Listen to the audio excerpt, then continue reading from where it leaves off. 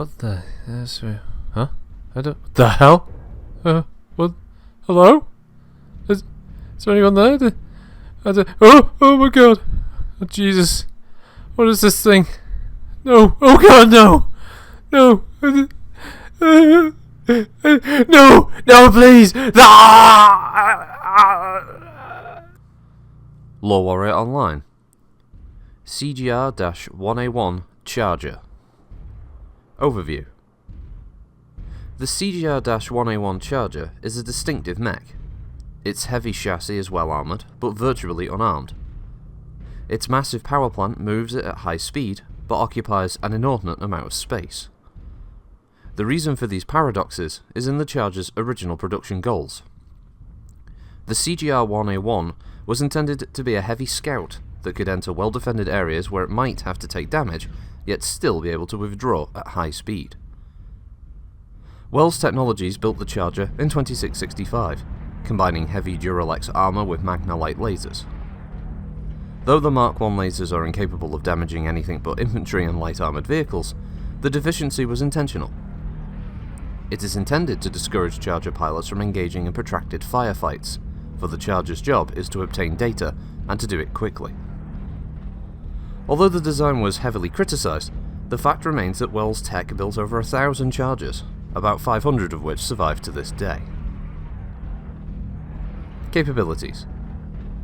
While the Charger's pop gun laser array is almost laughable, its Duralex armour is not, providing the mech with enough protection to survive even direct hits from a Class 20 autocannon.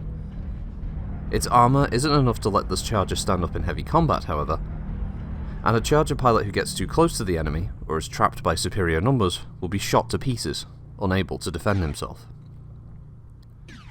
Though intended to be a high-speed recon mech, the Charger's design failed. It was still a reliable, low-maintenance mech, and so it is now used mostly as a close assault vehicle against wasps, stingers, and mechs whose primary armament has been destroyed.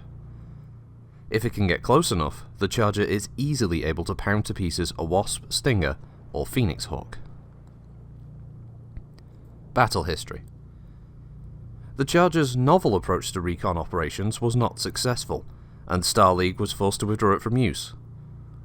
With the coming of the Succession Wars and the Dark Age of technology, however, the need for mechs pressed the Charger back into service once more. Effective against infantry and light armoured vehicles, the Charger is used in rear areas and garrison duty on low-tech worlds. Its use on the battlefield has been limited, although Chargers have occasionally seen combat in the bitter fighting along the Lao-Marek border. In early 3023, Lao Chargers saw action against House Steiner on Ellison 4, an important industrial world. Lao deployed the Chargers as scouts, due to a shortage of the more traditional Wasp and Stinger. Opposing them were heavy mechs with only light recon scouts. Although slower, the Chargers stood up well to attacks by the lighter recon mechs, their armour shedding laser fire until they could get close enough for hand-to-hand combat. As the losses to their scout forces began to mount, Steiner commanders deployed Griffins and Wolverines to take on the Lao Chargers, luring them into the Serini Valley. Beset on all sides by superior firepower, the Chargers were unable to return fire or bring their superior mass to bear on the enemy. They fled the valley, losing over 2/3 of their force. The loss crippled Lao scouting operations for the rest of the campaign, forcing the eventual withdrawal of Lao forces. Other missions using Chargers, notably against non-mech opposition, have been more successful. Davian operations against Kurita-supported guerrilla units on Galatia 3 were greatly assisted by the Chargers of the Elysian Lancers. They were very effective against the insurgents in thick forested areas where normal mech weapons were rendered virtually ineffective. The guerrillas' infantry and hovercraft was useful against isolated Davian installations and population centres, but proved less valuable in combat with Chargers, which could virtually ignore all but the heaviest of their weapons. Supported by airstrikes and light scout mechs, Chargers were able to clear out the rebels within 4 weeks, although the Davian planners had been anticipating an extended campaign of 6 months. Despite all of this, the Charger is generally considered a failure, and its use on the battlefield remains extremely limited. The swift, heavily armoured but lightly armed mech was an experiment whose time had not come. Variants. Attempts by House Loud to modify their Chargers after the catastrophe on Ellison have met with only limited success. They replaced the 5 Mark I light lasers with 2 medium lasers and a single large, at the cost of some armour.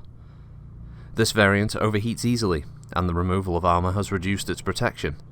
Still, it is a fast mech, and may yet see service.